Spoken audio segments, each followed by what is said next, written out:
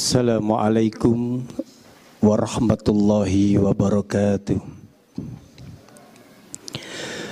Innal hamdalillah nahmaduhu wa nasta'inuhu wa nastaghfiruh wa na'udzu billahi min syururi anfusina wa min sayyiati a'malina. May yahdihillahu fala mudhillalah wa may yudlilhu fala hadiyalah.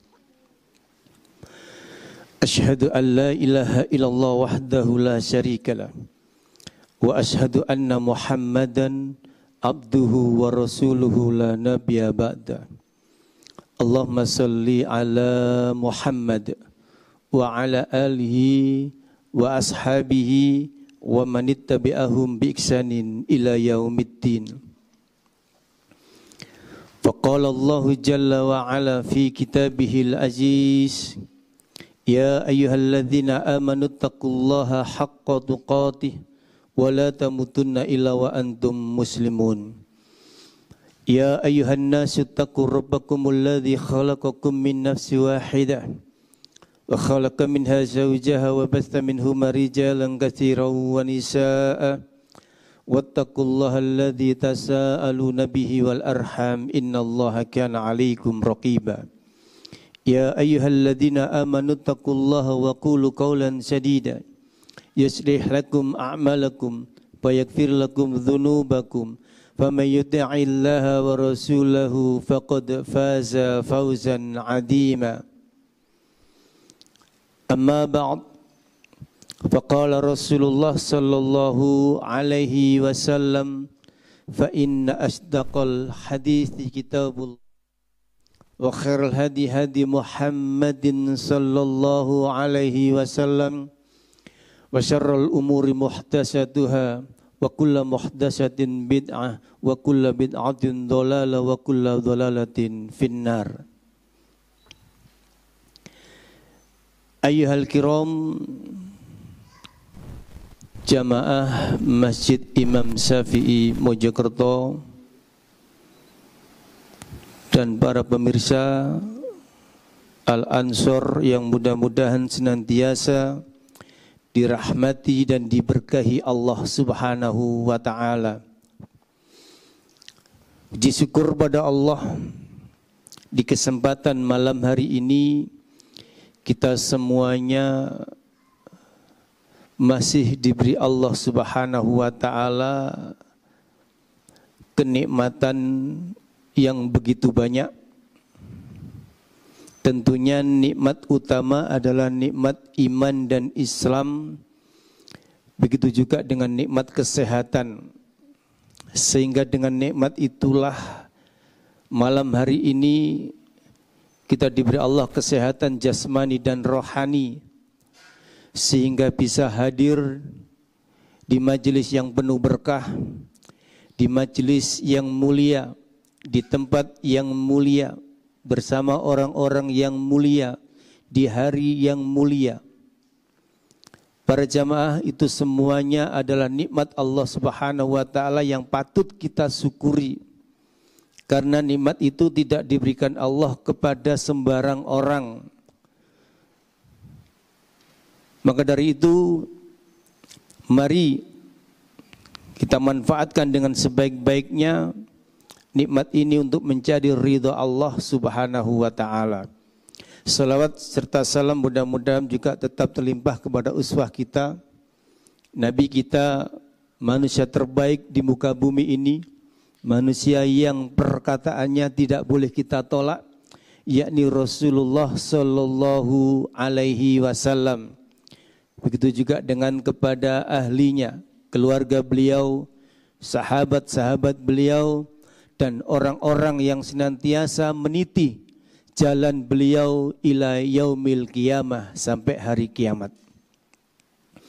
Ikhwani wa akhwati, Bapak Ibu rahimani wa rahimakumullah. Di kesempatan yang berbahagia ini saya akan menyampaikan tentang bab masalah zuhud, yang mana bab ini saya ambilkan dalam Kitabul Jami' hadis yang ke-6 atau hadis yang ke-36. Para jamaah, dalam hadis ini ada seorang sahabat yang bertanya kepada Rasulullah sallallahu alaihi wasallam dengan ucapan, ya Rasulullah, wahai Rasulullah, dullani ala amalin, tunjukkanlah kepadaku atas sebuah amalan, idza amiltuhu ahabbani Allah. Kalau amalan ini aku kerjakan, maka aku akan dicintai oleh Allah. Wa ahabbanin nas, dan juga amalan ini kalau aku lakukan, aku akan dicintai manusia. Faqala Rasulullah sallallahu alaihi wasallam, maka Rasulullah menjawab, ishad fid dunya yuhibbakallahu. Kata Rasulullah, juhudlah kamu terhadap dunia, niscaya Allah akan mencintaimu. Kemudian washad fima indan nas yuhibbakan nas. Maka juhudlah kamu pada apa yang dimiliki manusia, niscaya manusia itu juga akan mencintai dirimu. Para jamaah, ikhwani wa akhwati, hadis ini mengajarkan kepada kita seorang sahabat yang begitu getol, dia ingin dicintai oleh Allah plus dicintai oleh manusia. Saking kepinginnya sahabat ini bertanya kepada Rasulullah sallallahu alaihi wasallam. Sahabat ini bernama Malik, yang mana awal mula hadis ini dari Sahal bin Sa'di radhiyallahu anhu. Para jamaah yang dirahmati Allah Subhanahu wa taala, berbicara mengenai juhud. Ini ketika sahabat ini bertanya, wahai Rasulullah, amalan apa yang kalau aku lakukan maka aku akan dicintai oleh Allah? Jawabnya Rasulullah, juhudlah kamu terhadap dunia. Apa maksud daripada juhud terhadap dunia? Ibnu Rajab menjelaskan kalimat zuhud, az-zuhdu fid dunya salasatun asya kulluha min a'malil qalbi. Kata Ibnu Rajab, zuhud di dalam dunia, zuhud urusan dunia itu ada 3 hal. Itu dibagi 3 macam.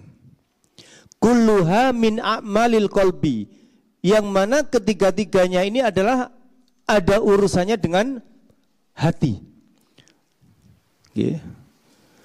La min a'malil jawarih, bukan dari amalan perbuatan. Jadi para jamaah, menurut Ibnu Rajab, yang dimaksud juhud dunia itu adalah juhud tentang urusan hati. Dan tentunya kalau berbicara dengan urusan hati itu sangat berat untuk dijalankan. Akan tapi berat bukan berarti tidak bisa. 3 hal. Yang pertama adalah ayyakuna abdun bima fi yadillahi awsaqqun minhu. Yang pertama, menurut Ibnu Rajab, ya ini seorang hamba yang dia itu lebih yakin, lebih berharap, lebih percaya apa yang ada di sisi Allah, lebih percaya dengan janji Allah mimma fi yaddi nafsihi dibandingkan yang ada di genggamannya. Ya. Jadi para jamaah yang dimaksud zuhud dunia itu yang pertama adalah seorang hamba yang dia itu lebih percaya dengan janji Allah, lebih yakin apa yang ada di sisi Allah daripada yang dia miliki. Ya. Apa maksudnya? Maksudnya seorang hamba itu menanamkan dirinya bahwasanya apa-apa yang dari Allah itu pasti dan apa-apa yang kita miliki itu pasti sirna. Sehingga dia tidak berat untuk beramal. Dia tidak berat untuk mengamalkan sesuatu yang berhubungan dengan dunianya. Punya uang pas-pasan, kepingin haji. Padahal dia punya keinginan buat rumah.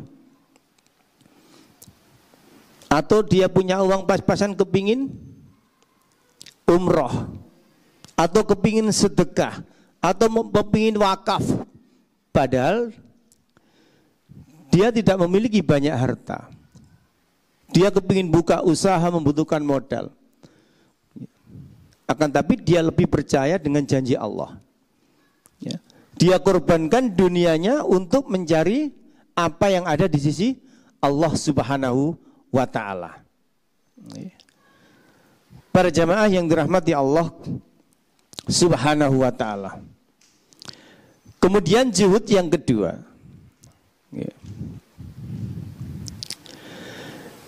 Yani ayyakunal abdu idza usibu bi musibatin fid dunyahu min dhihabin awwalatin wa ghairi dzalik kana arghabu fi thawabillahi mimma dhahabin minad dunya. Yang kedua para jamaah, menurut Ibnu Rajab, zuhud yang kedua adalah seorang hamba apabila dia itu ditimpa musibah, ya, diberi Allah ujian berupa musibah fid dunyahu dalam urusan dunianya, min dhihabin dari emas-emasnya hilang, sirna, wawaladin. Begitu juga ketika ditimpa musibah dengan meninggalnya anaknya atau orang-orang yang dicintainya, wa ghairi dzalik, dan ditimpa musibah-musibah yang lain dalam urusan dunianya. Karena arghabu, orang ini lebih, jadi ketimpa ada musibah menimpa dirinya, orang ini lebih berharap fi sawabillahi, untuk mendapatkan balasan dari Allah Subhanahu wa ta'ala. Mimma dhahabin, daripada dia berharap terhadap emasnya yang telah hilang, atau dunianya yang telah sirna, atau anaknya yang telah meninggal, istrinya yang meninggal, orang tuanya meninggal. Orang ini lebih memilih pahala di sisi Allah. Maksudnya apa para jamaah yang dirahmati Allah Subhanahu wa ta'ala? Di sini Ibnu Rajab menjelaskan bahwasanya zuhud yang kedua adalah zuhud kalau ada seseorang hamba, termasuk kita para jamaah, itu kena musibah, ya. Musibah macam-macam, ya. Kemudian orang ini dengan ditimpa musibah itu dia yakin betul dengan takdirnya, ya. Dia yakin, percaya dengan takdirnya. Karena kita tahu makhluk hidup, kita manusia selama masih hidup di dunia pasti akan diuji oleh Allah dengan musibah. Ya. Dijelaskan dalam surat Al-Baqarah Surat yang kedua ayat 155. Di sana Allah memberitahu kepada kita, walanabluwannakum bisai'in minal khaufi wal ju'i wa naqsi minal amwali wal anfus was samarat wa basyirish sabirin. Kata Allah Subhanahu wa taala, sungguh walanabluwannakum, menggunakan kalimat lam, wala, la di sini adalah la takkid, lam takkid, menunjukkan pasti.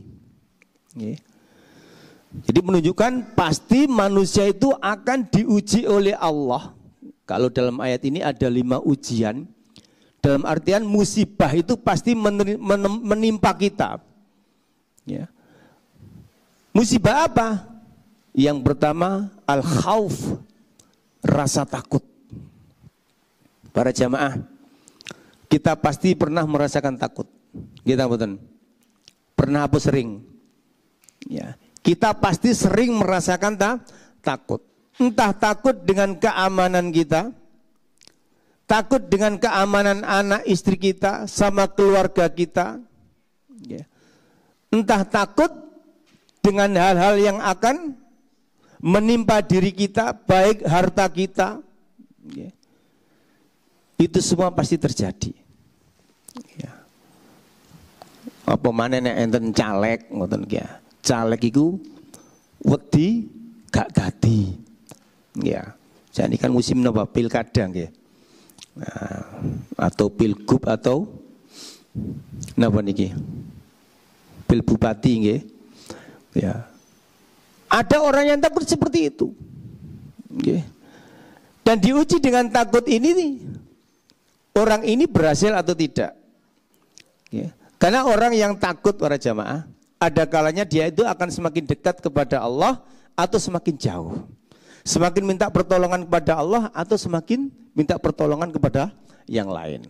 Ya, wedi engko gak dadi entek duwe akeh teko nang dukun. Ya. Teko nang mbah. Nggih, atau nang gus. Nggih. Kenapa? Karena takut. Para jamaah yang dirahmati Allah SWT. Kemudian walju, kita juga akan diuji oleh Allah, dikasih Allah musibah berupa apa? Berupa kelaparan. Itu semuanya mungkin mengalami, Pak.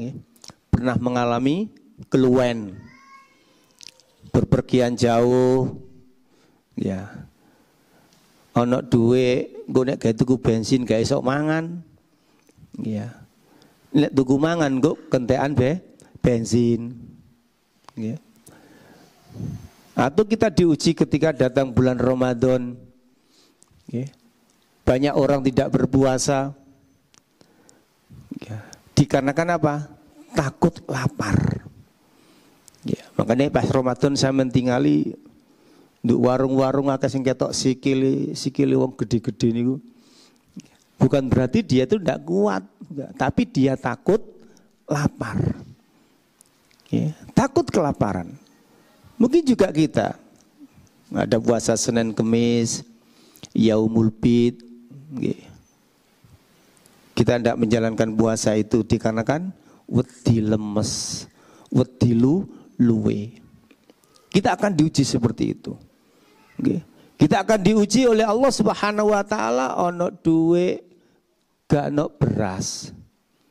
Ditukokno beras, ya. Engko gawe sangu anak sekolah gak ono. Ya. Berase ono, iwae gak ono.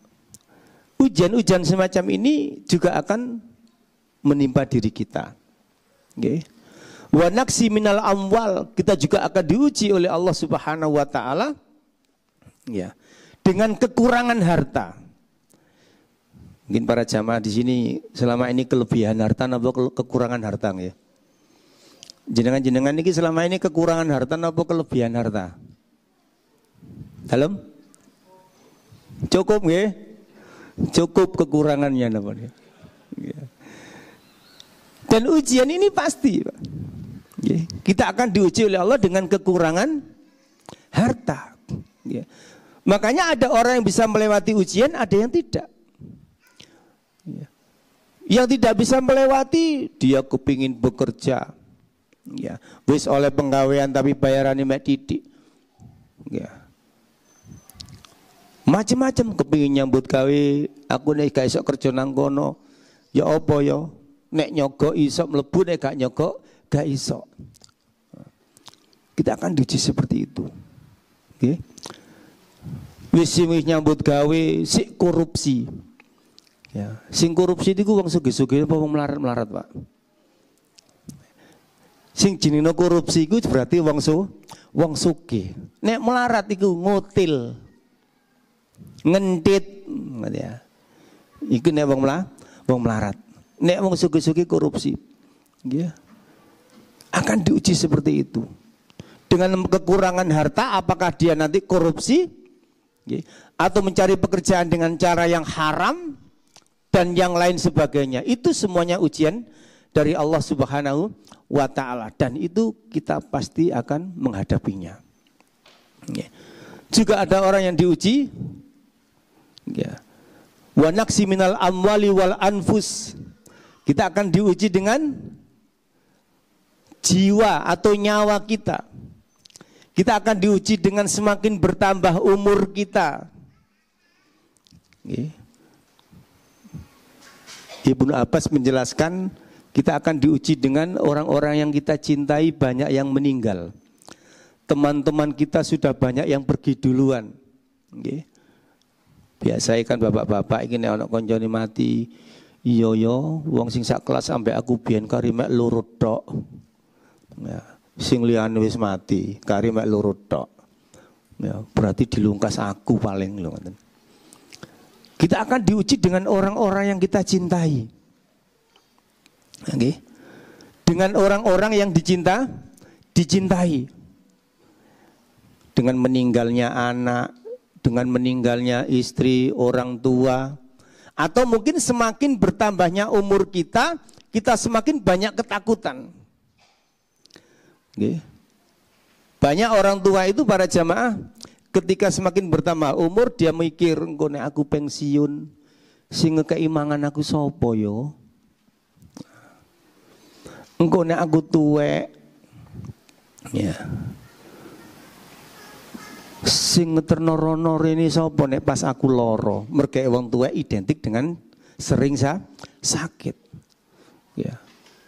Duwe anak telu, aku tambah tuwek, anakku wis gede-gede, telu nih gak ono sing Jawa.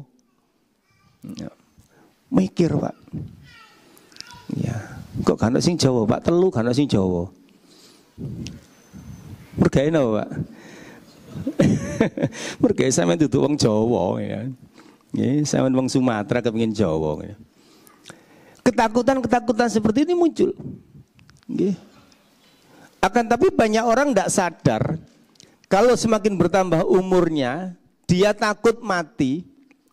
Makanya kata Rasulullah SAW, Rasul itu takut ketika hambanya atau ketika umatnya ini keserang sebuah penyakit yang namanya ubud dunya wa karahiyatul maut. Penyakit seneng dunya, ya, wedi mati. Nggih. Wong nek wis seneng dunya ana panggilan jihad, wedi. Nggih. Takut. Nggih. Sebagaimana dulu sahabat-sahabat ketika ada panggilan hijrah ke Ethiopia. Hijrah pertama kemana Pak? Ethiopia yang diikuti 12 laki-laki, 4 perempuan. Hijrah kedua, tembuti hijrah kedua teng Madinah. Ya, yang diikuti 73 laki-laki, 4 perempuan. Berat loh Pak hijrah itu. Berat seperti apa? Karena orang yang bisa hijrah itu harus meninggalkan semua yang dia miliki. Hartanya, rumahnya, kebunnya, itu harus ditinggal. Ya. Kula mbek sampean masyaallah nggih. Karena banyak orang yang cinta dunia, ubud dunia wa karahiyatul maut. Jangankan panggilan jihad, Kadang-kala kalau mbak sampean panggilan adzan mawon gak iso teko kok. Ya. Jangankan berjuang untuk membela agama. Ono suara adzan kalau mbak sampean disuruh jamaah ke masjid itu tidak bisa datang. Tidak bisa meninggalkan pekerjaannya. Para jamaah yang dirahmati Allah Subhanahu wa taala. Ya. Akan tapi semuanya itu pasti kita lewati. Ya. Wasamarot, dan manusia itu akan diuji dengan samarot, buah-buahan, gagal panen. Nek petani gagal panen, nek pengusaha gagal usaha, buka toko tutup, dodolan kuliner gak payu, onlinean gak ono sing pesen. Ya. Semuanya itu akan menimpa kita. Kita akan diuji itu oleh Allah Subhanahu wa taala tentang kejuhutan kula mbek sampean, tentang takdir kula mbek sampean. Nggih ngapunten. Nggih. Karena percaya kepada takdir yang keenam. Nggih. Napa takdir yang keenam itu, Pak? Al-imanu bil qadari khairihi wa syarrihi. Beriman kepada takdir yang baik dan beriman kepada takdir yang buruk. Banyak orang takdir baik seneng guyang-guyu ae, bojo akeh. Nggih ya. Omahe akeh. Nggih, duweke akeh, anake akeh, soleh-soleh pisan. Ya. Nyambut gawe lah lancar, buka usaha ini jalan, usaha ngono jalan. Nggih. Seneng banget diuji Gusti Allah dengan napa? Yang baik. Akan tapi ketika kita diuji dengan takdir yang buruk, banyak yang mengeluh. Dagang gak payu-payu, buka toko, ya. Dilewati tonggone, yuk sampean gak tahu buka, tak kok tutup terus toko sampean. Loh, aku iki bendino buka kok. Lah kok aku nek liwat kok mesti tutup lah. Enten mboten wong tahu ngomong ngoten niku. Mboten. Nggih. Oh berarti ana sing neplok iki. Yo. Iya, yuk ana sing nutup. Wis yuk. Ayo melok aku kapan-kapan. Nang kono lho ana sing iso buka ngoyo ngono iku. Iya ta? Iya berangkat. Nah, ada orang yang diuji seperti itu. Ya, sampean usaha seret. Nggih, digawe status, kanca-kancane maca. Ya. Apa alur usahamu? Kok seret terus?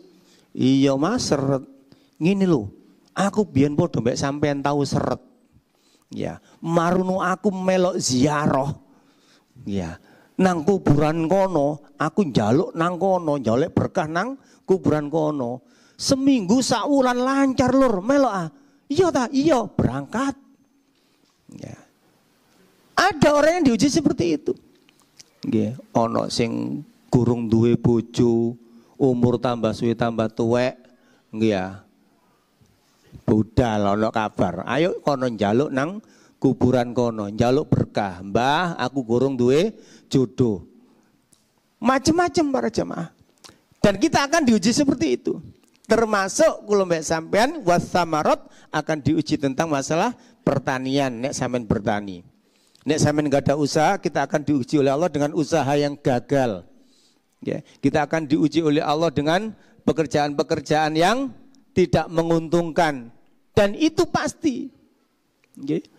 Imam Syafi'i menjelaskan tentang wasamarot, kita akan diuji tentang apa? Dengan anak kita.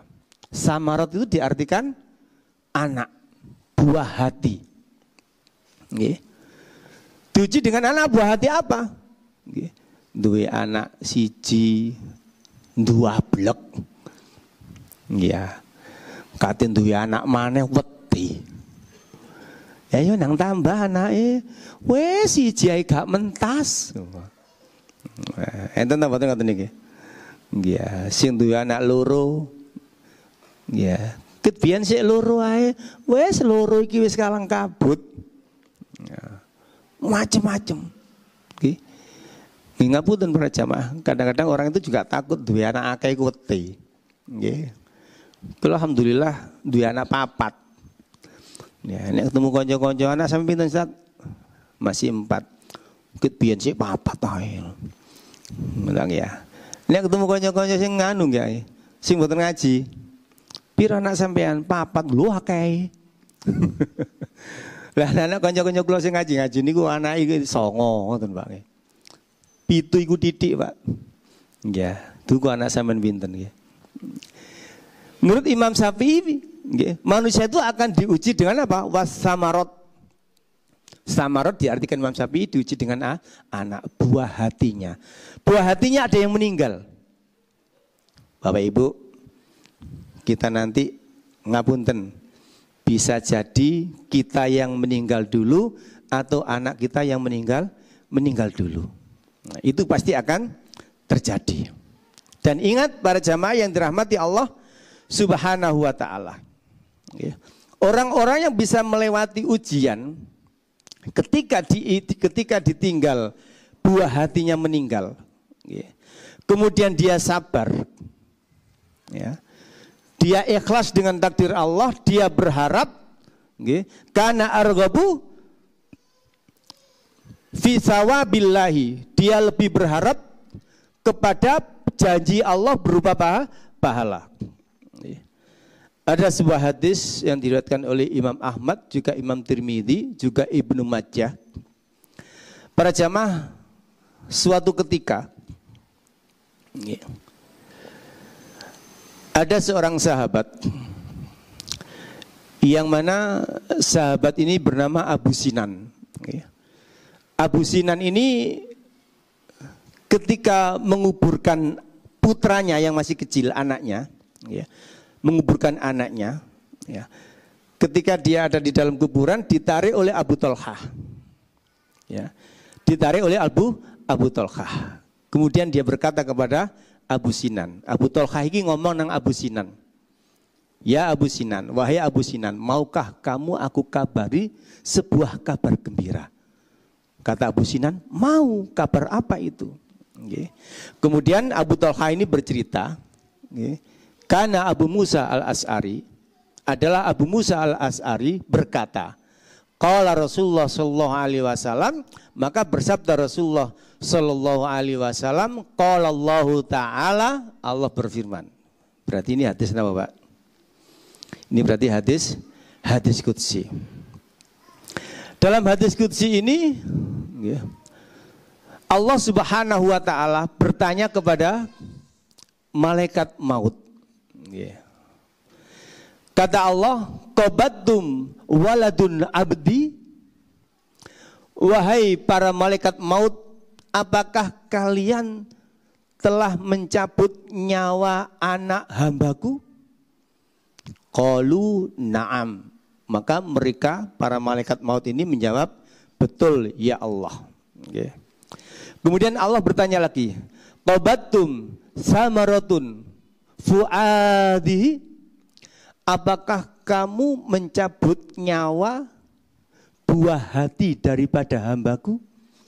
Jadi para jamaah, menurut Allah, anak itu dinamakan buah hati. Samaratun fuadah, buah hati. Qalu, maka para malaikat menjawab, na'am, betul ya Allah, kami telah mencabut nyawa buah hatinya hambamu. Kemudian para jamaah yang dirahmati Allah Ta'ala, Allah bertanya lagi, madza qala abdi, terus apa yang dikatakan hambaku ketika anaknya kamu cabut nyawanya? Qalu, maka malaikat maut menjawab, hamidahu wastahroja, was istirja. Kemudian malaikat menjawab, hambamu itu menjawab, dia memuji engkau dan dia mengucapkan istirja, yakni ucapan innalillahi. Apa kata Allah Subhanahu wa taala? Kemudian Allah berfirman kepada para malaikat, dengan kalimat yang menyenangkan. Ibnu li abdi. Kata Allah, kalau begitu bangunkan untuk hambaku Apa? Baitan fil jannati, rumah di surga. Wasammuhu baitul hamdi, dan berilah nama istananya ini istana pujian. Jadi para jamaah, nanti itu ada istana yang judulnya namanya Baitul Hamdi, yakni istana pujian. Maksudnya apa? Kalau ada seorang hamba Allah, dia ditimpa musibah, yakni ketika anaknya meninggal, dia memuji Allah dengan ucapkan Alhamdulillah. Summas irtija, kemudian dia istirtija, inna lillahi wa inna ilaihi roji'un. Maka kata Allah, ibnu, maka bangunkan orang ini baiti fil jannah, rumah atau istana di surga. Ikhwani wa akhwati yang dirahmati oleh Allah Subhanahu wa ta'ala. Hubungannya apa hadis ini dengan sifat zuhud? Orang beriman, hamba Allah yang zuhud, menurut Ibnu Rajab, dia kalau kehilangan hartanya, kehilangan orang-orang yang dia cintainya, dia ikhlaskan kepada Allah Subhanahu wa ta'ala. Dia sabar, karena pahala sabar itu sangat besar. Dan dia menerima takdir Allah dengan baik, dibuktikan dengan ucapan apa? Alhamdulillah, inna lillahi wa inna ilaihi roji'un. Dalam hadis yang lain disebutkan dengan kalimat Alhamdulillah ala kulli hal. Segala puji hanya milik Allah atas derita yang telah menimpaku. Jadi para jamaah, jenengan nek kena musibah, hamba yang baik nek kena musibah itu ngomongin apa? Pertama ngomongin apa? Alhamdulillah. Atau Alhamdulillah ala kulli hal. Segala puji milik Allah atas segala musibah yang telah menimpaku. Baru mengucapkan inna lillahi wa inna ilaihi roji'un. Apot mboten niku Pak. Apot tendeng. Sampean pamane duwe sepeda motor. Nggih. Duwe sepeda motor digawe anak sampean. Ya. Kemudian nobrok baruak. Nggih. Anake gak apa-apa. Pak, pedaku rusak Pak, mari nobrok. Ya, kira-kira sampean muring-muring napa? Mengucapkan alhamdulillah. Apa yang kita ucapkan? Nah, Pak, itu ucapkan Pak. Dikandan-kandani. Kandani ojo metu-metu. Gorong duwe SIM wis blawat-bladu sanae. Ya. Atau mungkin istri sampean bawa sepeda motor belanja nang toko, hilang sepedae. Ditelepon, Pak, sepedae hilang dicolong maling. Kira-kira saya menjawabane napa? Alhamdulillah, ngoten.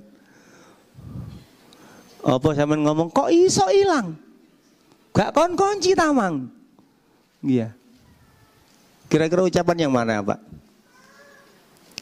Yang benar ucapan alhamdulillah. Kira-kira istri jenengan yang bawa tadi hilang, ketika sampean dikabari ucapkan alhamdulillah, istri sampean legowo napa mboten? Alhamdulillah rek, bojoku gak muring-muring. Nggih ta mboten? Nek sampean amuk wis wedi, sampean amuk-amuk mulai tambah ngejer. Engko ya apa ya nek bojoku mulai ya. Sing dipikir diamuk. Karena ini perbuatan hati, amalan hati. Ya. Makanya orang-orang yang juhudnya baik, ya, menurut Ibnu Rajab yang kedua, dia itu ya, lebih mencintai balasan Allah daripada benda-benda harta-hartanya yang rusak, yang hilang di sisinya. Ya.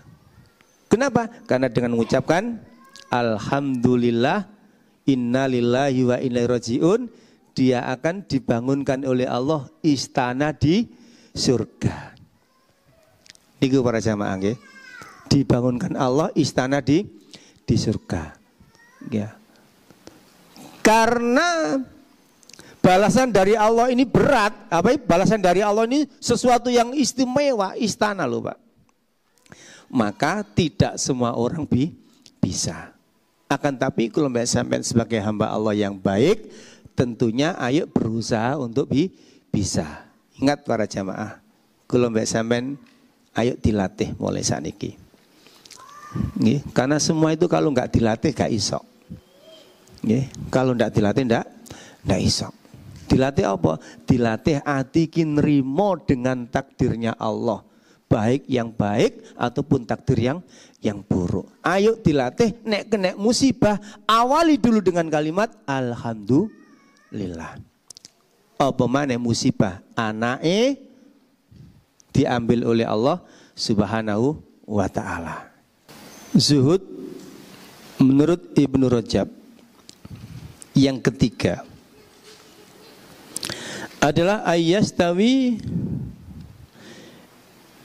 inda abdin hamidahu wa dhamuhu fil haq. Yang ketiga adalah dipuji orang atau dicela orang sama saja. Ayyastawi, sama saja ketika diuji orang atau dicemooh orang,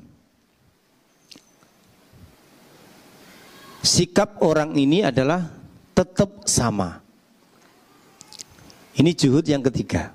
Jadi para jamaah, juhud yang ketiga adalah ada seorang hamba Allah ketika dipuji dia tidak sombong dan dia biasa-biasa saja. Dan ketika dia dicela, dia tidak ngambek, dia tidak putus asa, dan dia bersikap wajar-wajar saja. Ini namanya orang juhud di dalam hatinya. Dan ini berat para jamaah. Ini berat. Karena kita ini hidup bersama manusia.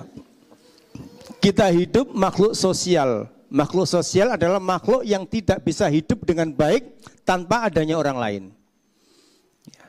Kita akan hidup bersama keluarga, anak, istri, mertua, saudara, tetangga, teman, masyarakat, lingkungan.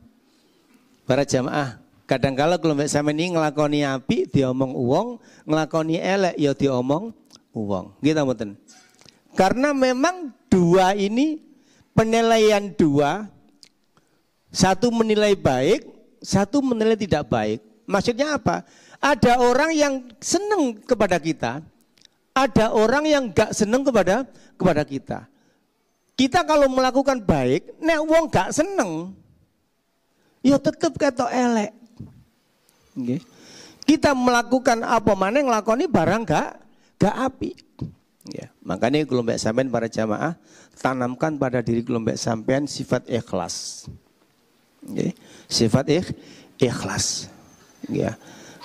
Karena ikhlas itu sumber daripada kejuhutan dalam hati. Mohon maaf, mungkin jenengan iki ono sing jadi takmir, jadi takmir akas, rajin. Ono sing ngelem ta mboten? Dilem ta mboten? Ada yang memuji ndak? Ada.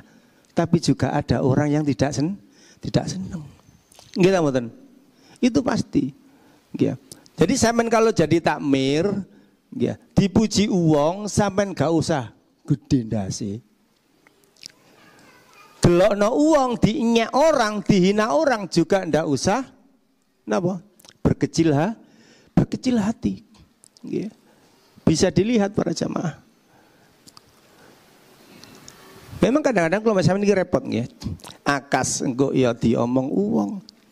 Dadi takmir ana jeneng itu gak tahu teko ya diomong uang.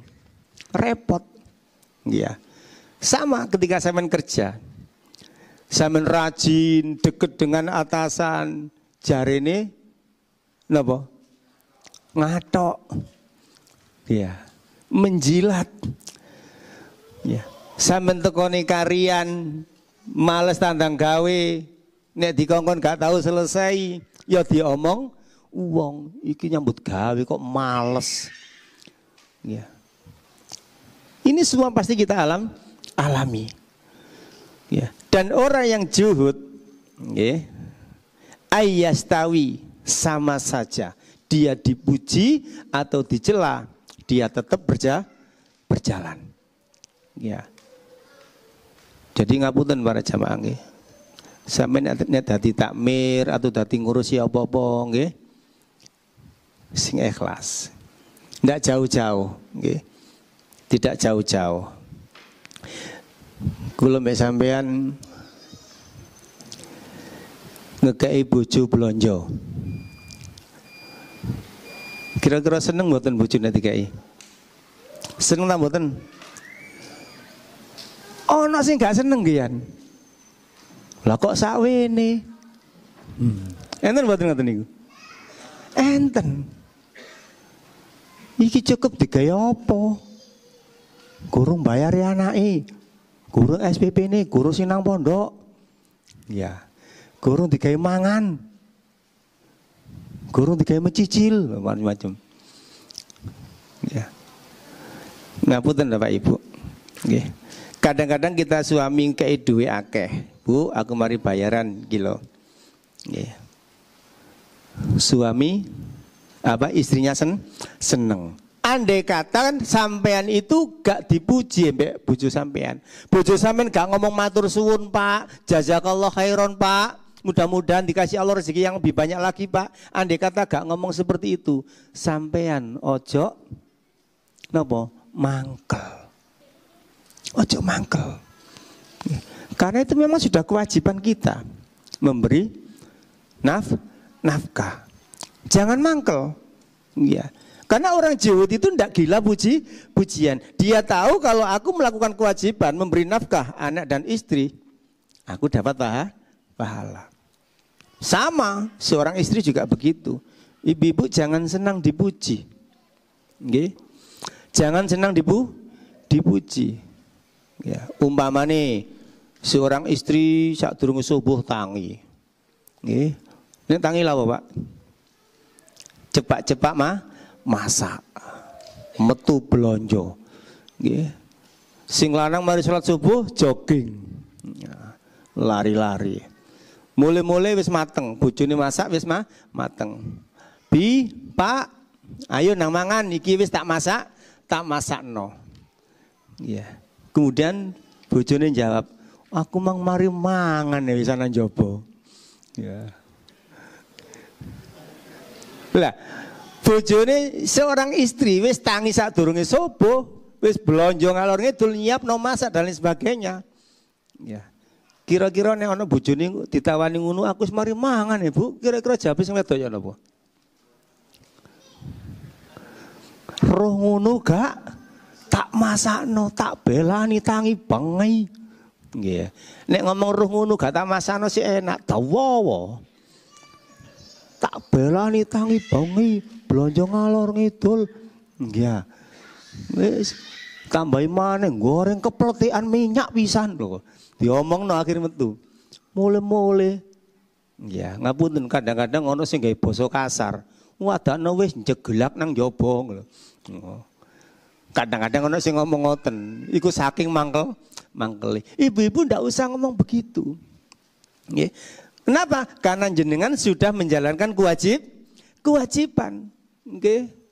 Oh, nggih alhamdulillah Bi, nek ngono kena digawe mangan awan. Selesai. Iya, tapi kadang-kadang didilikno mangkel. Ini hati-hati. Makanya ikhlas itu penting. Nggih. Ikhlas itu penting. Dan jangan juga dipuji. Kenapa? Ya. Karena Rasulullah SAW ya, dalam hadis riwayat Ibnu Majah, iyyakum wattamaduh. Kata Rasulullah SAW, jauhilah oleh kamu, oleh kalian, nggih, sifat pingin dipuji orang. Iki para jamaah nggih. Jadi kalau mbak sampean ini hati-hati. Jangan seneng dipuji orang. Orang zuhud di dalam hatinya, dia dipuji orang atau dicaci orang, tetap dia berbuat baik. Ya, sampean ngekei blonjo, walaupun diceladu bojo sampean, tetap kei blonjo dengan senyum. Ibu-ibu sampean masakno soro-soro, bojo gak gelem mangan, tetap sampean masakno. Seperti itu. Enggak usah kalau mek sampean ngenteni dipuji baru guyu. Tapi kira-kira nek dimuji orang itu boleh napa mboten nggih? Memuji itu boleh, asal wajar. Akan tapi arep-arep dipuji itu ndak boleh. Nggih. Kenapa? Bikin dasi gede, koyok sinten Pak? Iblis. Iblis itu kan sombong Bang ya. Nggih. Dalam Al-A'raf ayat yang ke-12 niku nggih. Ketika ditanya oleh Allah, Iblis kamu kenapa enggak mau sujud nang aku? Dia jawabnya apa? Ana khairun minhu. Aku lebih baik daripada dia. Aku lebih baik daripada Adam. Seharusnya aku sing dipuji, sing disujudi kok malah Adam. Ini Bang ya. Jadi orang yang kepingin dipuji itu bahaya. Sangat bahaya. Sampai Rasulullah mengingatkan, hati-hatilah kalian dengan sifat ingin dipuji. Kalau dipuji boleh, tapi jangan berlebihan. Karena dengan memuji seseorang dengan berlebihan, itu juga salah satu sarana terjadi kesirikan. Sebagaimana kaumnya Nabi Nuh, syirik pertama terjadi di zamannya Nabi Nuh dikarenakan apa? Orang-orang terlalu memuji, terlalu menghormati. Kaumnya Nabi Nuh terlalu memuji orang-orang soleh saat itu. Sehingga ketika mereka meninggal, mereka dibuatkan prasasti. Ya, kemudian kuburane dikai putih-putih, marususuwe dikai payon. Ya, akhirnya didatangi. Itulah awal mula terjadinya kesirikan. Karena saat itu orang-orang berlebihan di dalam memuji orang-orang soleh.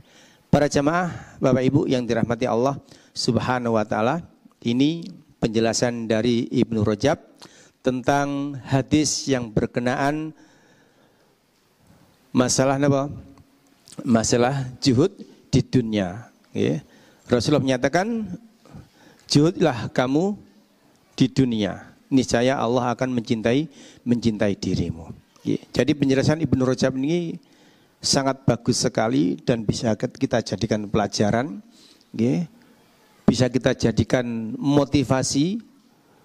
Kulumbe sampean kalau ingin dicintai oleh Allah Subhanahu wa ta'ala, maka zuhudlah terhadap urusan dunia. Yakni apa? Zuhud pertama, sing nyatet napa mau pertama? Zuhud yang dimaksud zuhud di dunia ini apa? Menjadi hamba Allah napa? Yang lebih yakin dengan janji Allah, dengan balasan Allah, dengan apa yang ada di sisi Allah daripada yang dia miliki. Kemudian zuhud yang kedua, napa? Ketika ditimpa musibah, maka ia lebih memilih untuk mencari pahala dari Allah Subhanahu wa ta'ala dengan memuji Allah, alhamdulillah ala kulli halin. Kemudian innalillahi wa inna ilaihi raji'un. Orang seperti ini akan dibangunkan istana di surga dan istananya bernama apa? Baitul napa? Baitul Hamid. Ya. Rumah pujian, ya. Rumah pujian. Kemudian yang terakhir, apa? Orang yang zuhud itu sama saja dia dipuji oleh manusia atau dicela oleh manusia, dia tetap sama. Nek sampean beramal soleh ya tetap beramal soleh. Nek akas tetap akas. Delokno ya tetap akas, tambah semangat. Itu orang-orang yang zuhud, tidak gila pujian. Kiranya ini yang dapat kita kaji pada malam hari ini. Sebelum ditutup barangkali ada yang didiskusikan, monggo.